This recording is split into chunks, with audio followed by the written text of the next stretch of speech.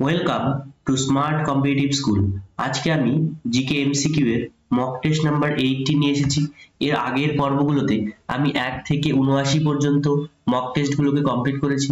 তোমরা যদি ভিডিওগুলিকে দেখে না থাকো তাহলে আমার প্লেলিস্ট থেকে সেই সমস্ত ভিডিওগুলিকে দেখে নেবে। তাহলে চলো আজকের যে নতুন প্রশ্নগুলো রয়েছে সেগুলো নিয়ে আলোচনা করা যাক।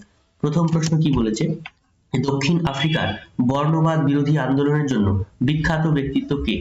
Option A Nelson Mandela, option B Morgan Freeman, option C Drake, option D John F Kennedy.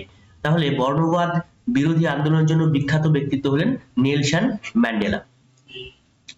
World beneath his feet কোন ব্যক্তিত্বের জীবনী? Option A Pullela Gopichand, option B Nawab Pataudi, option C Ajit Wadekar, option D Sachin Tendulkar. তাহলে ওয়ার্ল্ড বিনিথ হিজ ফিট এই ব্যক্তিত্বটি হচ্ছে কুলেল্লা গোপীচাঁদের জীবনী।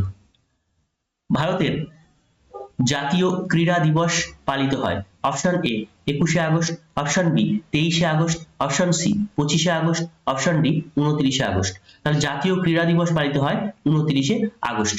কার জন্মদিন হিসেবে এটাকে পালন করা হয় তোমরা কমেন্ট বক্সে কমেন্ট করে জানাবে। হিন্দন নদী কোন নদীর উপনদী? Option A Ganga, option B Yamuna, option C Narmada, option D Tapi. তাহলে হিন্দন নদী হচ্ছে যমুনার উপনদী। নাথুলা পাস কোন পর্বত শ্রেণীতে অবস্থিত?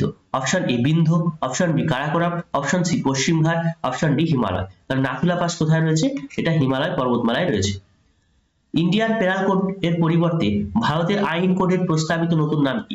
অপশন এ ভারতীয় ন্যায় Sanhita, option B Indian Nyaya Sanhita, option C Navbharat Sanhita, option D Bharat penal code.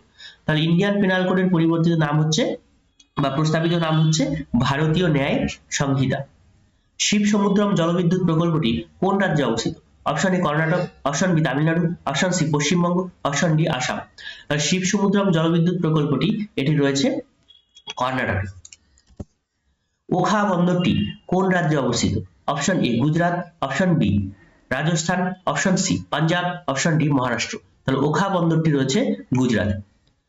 কোন দেশকে প্রাচ্যের ব্রিটেন বলা হয়? Option A Belgium, option B Switzerland, option C Japan, option D Ukraine. তাহলে প্রাচ্যের ব্রিটেন বলা হয় জাপান। রামসর সম্মেলন কবে অনুষ্ঠিত হয়েছিল? অপশন এ 1971 খ্রিস্টাব্দ, option B 1972, option C 1973, option D 1974। Ramsar সম্মেলন অনুষ্ঠিত হয়েছিল 1971 খ্রিস্টাব্দে। তোমরা বলবে যে এই রামসর সম্মেলন কোথায় অনুষ্ঠিত হয়েছিল সেটা কমেন্ট বক্সে কমেন্ট করে জানাও। তোমরা 10 এর মধ্যে কে কত পেলে অবশ্যই কমেন্টে জানাবে।